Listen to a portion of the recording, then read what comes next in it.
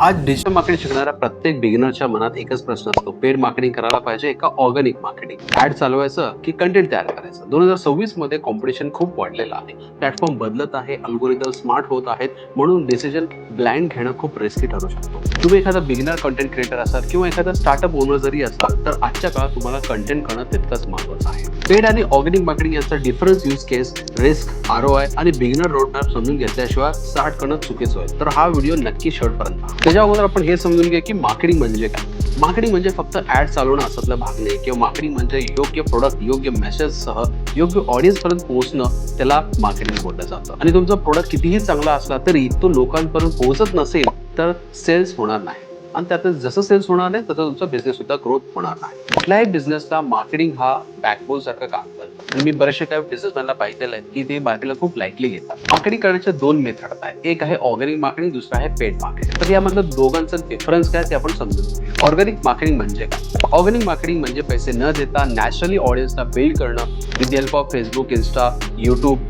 आणि या ऑर्गॅनिक मार्केटिंगमध्ये प्लॅटफॉर्ममध्ये एकही पैसा द्यायची गरज नाही, पण लोकांना व्हॅल्यू दिली पाहिजे. मग जाऊन लोक तुम्हाला फॉलो आणि सबस्क्राईब करतील. ऑर्गॅनिक मार्केटमध्ये खालील काय गोष्टी येतात. Number 1 that is Instagram reel without ads, YouTube videos with SEO, Google blogs, website SEO, WhatsApp community किंवा broadcasting and newsletter. Organic marketing खूप स्लो असतं, पण त्यात ट्रस्ट बिल्ड व्हायला खूप टाइम लागतो. पण एखादा ट्रस्ट बिल्ड झाला की ऑडियन्स लॉंग टर्म साठी तुमच्याकडे राहतात. ऑर्गॅनिक मार्केटिंग एक प्रकारचं रिलेशन बेस्ड मार्केटिंग आहे. तर आता समजून घ्या पेड मार्केटिंग म्हणजे. जसं की सिंपल आहे, नावातच तुम्हाला समजतं. पेड मार्केटिंग म्हणजे अल्टिमेट पैसे देऊन स्वतःला मार्केटिंग करणं, पैसे देऊन मॅक्झिमम लोकांना अटेन्शन ग्रॅब करणं. प्लॅटफॉर्मला पैसे देऊन तुम्ही स्वतःचा कंटेंट किंवा स्वतःचा प्रोडक्ट तुम्ही लोकांपर्यंत पोहोचू शकता. जसं की पेड मार्केटिंगमध्ये असे काय प्लॅटफॉर्म्स येतात, जसं की Instagram ads, Facebook ads, Google search ad, YouTube ads आणि बरेचसे काय. पेड मार्केटिंगचा सर्वात मेन ॲडव्हान्टेज आहे म्हणजे दॅट इज इन्स्टंट व्हिजिबिलिटी. लगेच तुम्ही कमी टाइममध्ये मॅक्झिमम लोकांपर्यंत तुम्ही पोहोचताय. जसं की तुम्हाला लीड्स यायला स्टार्ट होतात, ट्रॅफिक वाढतं, सेल्स लगेच मिळू शकतात. तर ह्याचा इमिडिएटली इम्पॅक्ट तुम्हाला दिसतो. पण पेड मार्केटिंग हा परमनंट असतो. ऍड चालू असतील तरच रिझल्ट येतो, ऍड बंद झाला तर रिझल्ट थांबतो. पेड मार्केटिंग हा एक रेंट सिस्टम असल्यासारखं आहे. आता आपण हे समजून घ्या की ऑर्गॅनिक मार्केटिंग आणि पेड मार्केटिंग मध्ये मेजर असे काय डिफरन्स ते शॉर्ट फॉर्म मध्ये आपण समजून घेऊ. जसं की ऑर्गॅनिक मार्केटिंग मध्ये टाइम इन्व्हेस्टमेंट द्यावं लागतं, जास्त लागतो.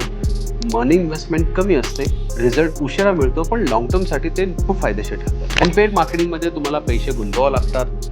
टाइम कमी मध्ये पण चांगल्या पद्धतीने रिझल्ट इमिडिएटली भेटतो, पण ते टेम्पररी बेसवर असतं. बिकॉज प्रत्येक बिझनेसचा, प्रत्येक व्यक्तीचा एक बजेट खूप लिमिटेड असतो. काय ना काय एक सर्टन अमाऊंट पर्यंत स्पेंड करू शकता.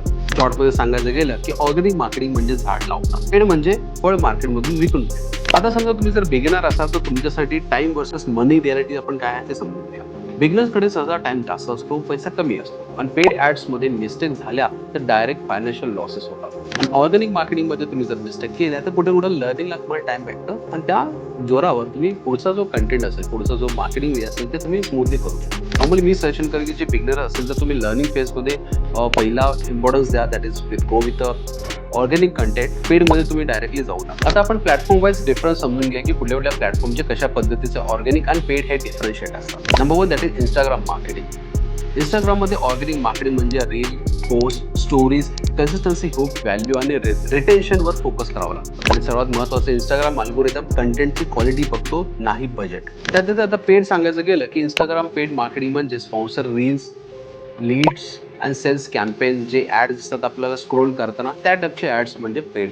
माझं नॉर्मली सेशन असेल तर तुम्ही बिगिनर असाल तर बेस्ट अप्रोच आहे दॅट इज ऑर्गॅनिक रील बनवणं, पोस्ट करणं, आणि तिथून तुम्ही स्लोली इम्प्रोवाइज करा. समजून घ्या की कशा पद्धतीने हा गेम का. Then slowly you can go with a paid market. दुसरा प्लॅटफॉर्म म्हणजे जसं की युट्यूब मार्केटिंगचा आपण एक्झाम्पल घेऊ शकतो. युट्यूबमध्ये ऑर्गॅनिक मार्केटिंग हा लॉंग टर्मचा असेट असतो. म्हणजे एखादा व्हिडिओ तुम्ही आज अपलोड केला तर ते वर्षानुवर्ष तसंच राहतं आणि कंटिन्यू व्ह्यूज पण येऊ शकतात. पण कंटेंटची क्वालिटी खूप इम्पॉर्टंट असावेला. युट्यूबमध्ये पेड मार्केटिंग म्हणलं की इन्स्टंट व्ह्यू देतात आणि व्हिडिओ असेट बिल्ड करत नाही. जसं की एखादा स्किप ॲडव्हर्टाइजमेंट तुम्ही बघतो, आपण नॉर्मल जेव्हा आपण बघतो आपण स्किप करतो, तशा टाईपचे ॲड्स. आणि तुम्ही एखादा बिगिनर असाल आणि तुमचं स्टार्टअप पण असेल, you can go with YouTube also. YouTube हा एक सेकंड लार्जेस्ट सर्च इंजिन आहे, त्यामध्ये पण बरंचसं लाखो करोडचा क्राऊड भेटेल. आता आपण समजून घ्या ROI, that is return on investment. Organic मार्केटिंगमध्ये आरओआय स्लो बिल्ड होतो, पण लॉंग टर्मसाठी तो सर्वात जास्त फायदेशीर असतो. पेड मार्केटिंगमध्ये आरओआय दॅट इज मेजरेबल असतो. ऍड बंद झाले की आरओआय थांबतो. आणि एखादा स्मार्ट मार्केटर काय करतो, सुरुवातीला ऑर्गॅनिक फाउंडेशन बिल्ड करतो, मग न तो पेड मार्केटिंगला फोकस करतो. आता प्रश्न राहतो, बिगिनरने काय केलं पाहिजे. सर्वात पहिला त्यांनी ऑर्गॅनिक टूल्स वापर करा, जसं की Canva, designs, YouTube studio analytics, Google search console that is for SEO आणि इंस्टाग्राम इनसाइट्स जे तुम्हाला डॅशबोर्डमध्ये भेटतं. अँड पेड टूल्ससाठी तुम्हाला Meta ads manager, Google ads अशा प्लॅटफॉर्मचं तुम्हाला बघावं लागेल. यामध्ये टूल्सपेक्षा थिंकिंग अँड स्ट्रॅटेजी जास्त इम्पॉर्टंट आहे. तर आता आपण बघूया की जसं मी सुरुवातीला बोललो होतो की 2026 मध्ये बिगिनर्ससाठी रोडमॅप कशा पद्धतीने आपल्याला बिल्ड केला पाहिजे. सर्वात आधी एक ऑर्गॅनिक प्लॅटफॉर्म तुम्हाला सिलेक्ट करावं लागेल, आयदर इंस्टाग्राम, YouTube किंवा SEO दॅट इज वेबसाईट. आणि मिनिमम 90 डेजचा कन्सिस्टन्सी ठेवा. ऑडियन्स बिहेवियर ऑब्झर्व करा आणि काय ना काय कंटेंट काम करतं का नाही करतं हे समजून घेणं गरजेचं आहे. सक्सेसफुल कंटेंटला पेड मार्केटिंग करून त्याला तुम्ही पुश करू शकता आणि हा सेफेस्ट अँड स्मार्टेस्ट वे असू शकतो. पेड आणि ऑर्गॅनिक मार्केटिंग एकमेकांचे एनिमी नाहीत, दोन्ही एकमेकांना सपोर्ट करतात आणि कुठे ना कुठे तुम्ही अल्टरनेट डेजनी किंवा अल्टरनेट मंथ्सनी तुम्ही तशा पद्धतीने यूज करू शकता. आणि तुमचं फाउंडेशनच वीक असेल तर ॲड चालवलं तरी सुद्धा तुमचा पैसा वेस्ट होऊ शकतो. वीक फाउंडेशनवर ॲड चालवलं तर पैसा वेस्ट होतो. मार्केटिंग मॅजिक नाही, हा एक प्रोसेस आहे. तर अशाच अजून इंटरेस्टिंग फॅक्टबद्दल जाणून घ्यायचं असेल तर please do subscribe our channel. आम्ही अशाच पद्धतीने सोप्या आणि मराठी भाषेमध्ये आपल्या चॅनलमध्ये आणत असतो. Thank you for watching. See you in the next video.